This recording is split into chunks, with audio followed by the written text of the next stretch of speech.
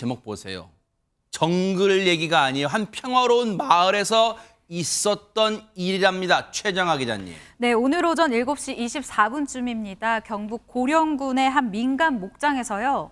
다른 동물도 아니고 암사자가 탈출했다라는 소식이 전해졌습니다. 어허. 경찰은요, 20년 정도 된 암사자가 우리에서 탈출해 산으로 도망쳤다라는 신고를 받고 급히 출동을 했는데요. 네. 이 신고자가 다름 아닌 목장 주인이었습니다. 어허. 농장 관리인이 어제 저녁에 사료를 줬는데 아침에 와보니까 이 사자를 키우는 우리의 문이 열려 있었다라고 이야기를 하는데요. 주변을 찍은 CCTV 역시 없는 것으로 나타나 더욱 걱정을 키웠습니다. 어허. 추적에 나선 소방당국 등은요. 경찰 127명과 소방관 26명 그리고 엽사 등을 투입해 합동수색에 나왔습니다. 지금요. 사자.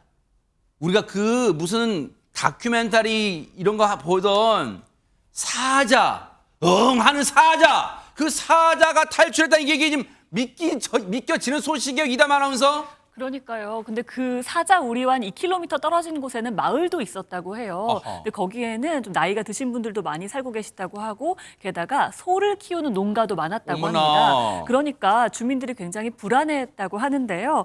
탈출한 암사자가 7시 24분쯤 탈출 신고가 들어왔는데 8시 13분쯤에 경남 합천군 가야면 북두산 방면 그러니까 사자 우리로부터 한 서쪽에 있는 북두산 방면으로 이동했다고 알려지니까 관계 당국이 북두산 입산 금지 명령까지 내렸다고 합니다. 아하. 게다가 경북 고령군과 성주군 또 대구 달성군 같은 경우에는 주변에 있는 군이죠. 재난 안전 문자를 발송하기도 했는데요. 네. 내용이 사자를 발견하면 119로 신고해달라였다고 합니다. 얼마나 놀라셨을까요? 그러니까 지금 사자가 다른 동물 무슨 이 맹견 같은 이 맹견이 탈출해도 이 목줄을 뚫고 탈출했다 해도 지금 놀랄 판인데 지금 사자가 탈출했다는 거예요. 그런데 지금 주변 인근의 주민들 말고도 최진문 교수님 예.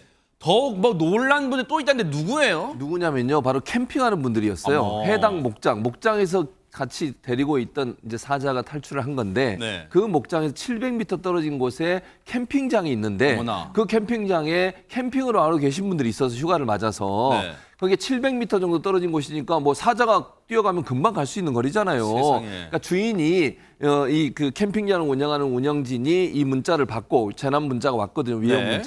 문자를 받고 나서 캠핑장에 70여 명 정도가 있었나 봐요. 아하. 그분들을 다 면사무소로 옮겨서 거기서 안전하게 대피하도록 했다. 그래서 깜짝 놀란 사람들은 바로 캠핑장에 있었던 관광객들이었습니다. 자, 여기까지는 보세요.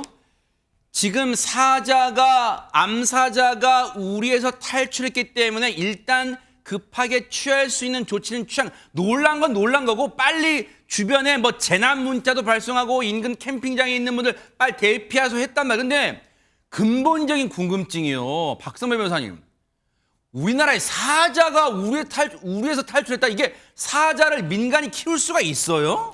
이 목장은 현 주인이 1년 전쯤 인수했다고 하는데 이번에 탈출한 암사자 이름 사순이라고 합니다. 이름 사순이는 이 목장에서 새끼 때부터 20년가량 살아왔다고 합니다. 당초에는 수사자와 암사자 한 쌍이 머무르고 있다가 수사자는 수년 전에 사망하고 암사자 혼자 남아 있었다고 하는데 사실 사자는 멸종위기 2급이라 야생동물보호법에 따라 정식 통관 절차를 거쳐야 사육할 수가 있습니다. 그런데 이 암사자 2008년 경북 봉화공에서 사육을 하겠다는 내용으로 대구지방환경청에 정식 신고는 되어 있었다고 합니다. 아하. 그 이후에 최근에는 지난해 9월 마지막 시설 점검을 받기도 했다고 하는데 문제는 정작 인근 주민들과 이장조차도 이 암사자의 존재를 몰랐다고 합니다. 어머. 고령군 설명에 따르면 이 동물농장이 소 사육 허가는 받았지만 사자 사육 허가는 따로 받지 않았다고 설명하고 있습니다. 진짜 일단 황당해요. 일단 근데 어쨌든 이 기르던 분이 탈출한 걸 뒤늦게 발견하고 신고는 했어요. 발빠르게 신고는 한 거예요. 그런데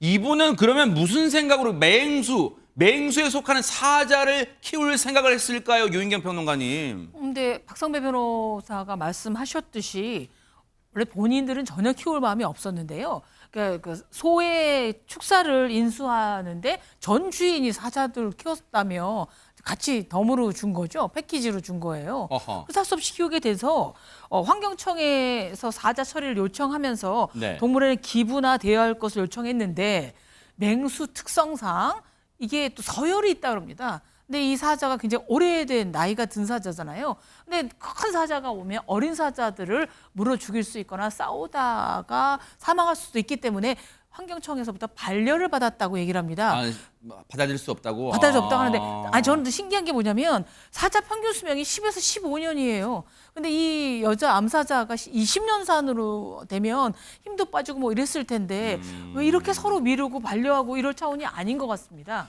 네. 아니 근데 어쨌든 그렇게 환경청에서 그건 동물원에 가는 건 좀 어려워요 하다 보니까 어쩔 수 없이 민간에서 키우게 된 것 같은데 이 목장 주인분 얘기 좀 들어보시고 이어가 보도록 하겠습니다.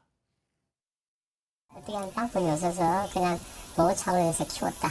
주인도 어떻게 치료를 하려고 애를 썼는데도 법적으로 어떻게 방법이 없어서 키웠다고만 들었습니다. 기증을 하려고 애를 썼는데 동물원에서 서열순이 있기 때문에 다른 그 짐승이 들어오면 물어 죽이는 그런 게 있기 때문에 싸움을 해야 되기 때문에 안 가지고 가려고 그러고 또 나이가 늙어서 안 가지고 가려고 순합니다. 갇혀 있고 있다 보니까 순하고 뭐 애교도 부리고 같이 등도 끌고주고 뭐 이렇게 만지기도 할 정도로.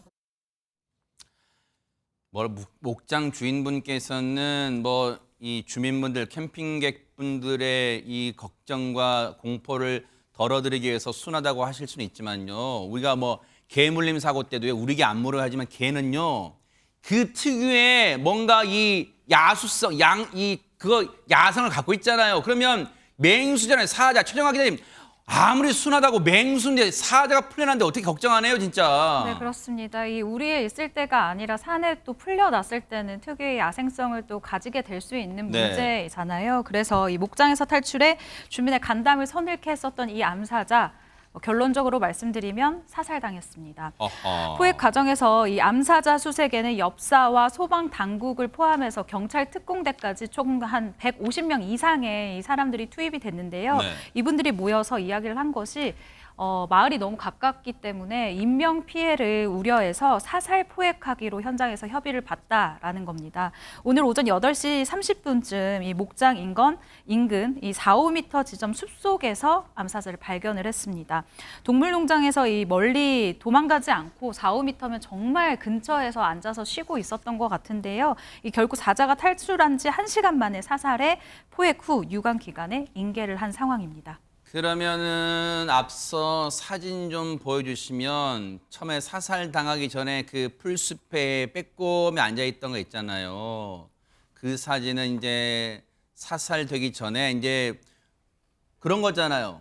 어분하기 삼면 찾는다 하는 말처럼 멀리 도망갔을 줄 알았는데 그 목장 우리에서 나와서 근데 세상에 코앞에 있었어요. 4, 5m.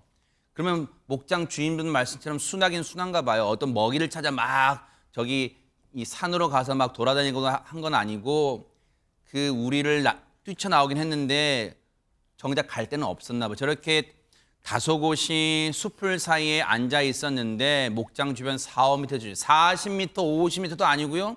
4, 5m 지점인데 결국은 탈출한 지 1시간 만에 사살됐대요.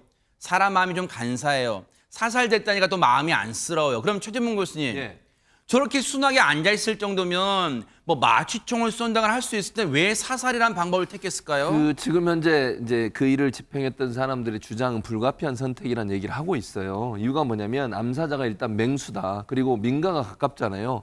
혹시나 만약에 뭐 마취총을 쐈을 경우에 그게 그냥 바로 마취가 들어서 거기서 멈출 수도 있지만 또다시 돌아다닐 수가 있다는 뭐 거예요. 예를 들면 정말 만에 하나 마취총이 빗나갈 그럴 수 수도 있다는 있고, 거잖아요. 네. 그럴 수도 있고 예전에 2018년에 이런 일이 있었어요. 대전에 오월드라는 곳이 있는데 이곳에 네. 퓨마가 한번 탈출한 적이 있었어요. 네, 근데 그때 마취를 했거든요. 마취총을 쐈거든요. 네. 근데 마취총을 맞고도 이 퓨마가 3시간을 돌아다녔어요. 아하. 그러니까 이제 그런 상황이 지금 이게 왜냐하면 이 민가가 가까워서 혹시나 마취총을 맞고 더 흥분해가지고 더 돌아다니면서 피해를 입힐 가능성 아이고. 이런 부분 때문에 불가피하게 사살할 수밖에 없었다 이렇게 밝히고 있습니다. 아니 그러니까 이게 결과론이지만 이게 민가에서 키운다는 게 애초에 말이 안 되잖아요. 그러면 국가기관에서 뭔가 이 공인된 기관에서 보호를 했으면 진짜 이런 또 뭔가 안타까운 일은 막을 수 있지 않았을까 하는 생각을 해봅니다. 아이고 결과론적으로 좀 안타깝습니다. 그래도 일단 인명피해가 없이 일이 끝났다는데 천만 다행입니다. 보고 계십니까? 대박 사건. 네, 안녕하십니까? 김명준입니다. 여러분과 함께하는 뉴스파이터.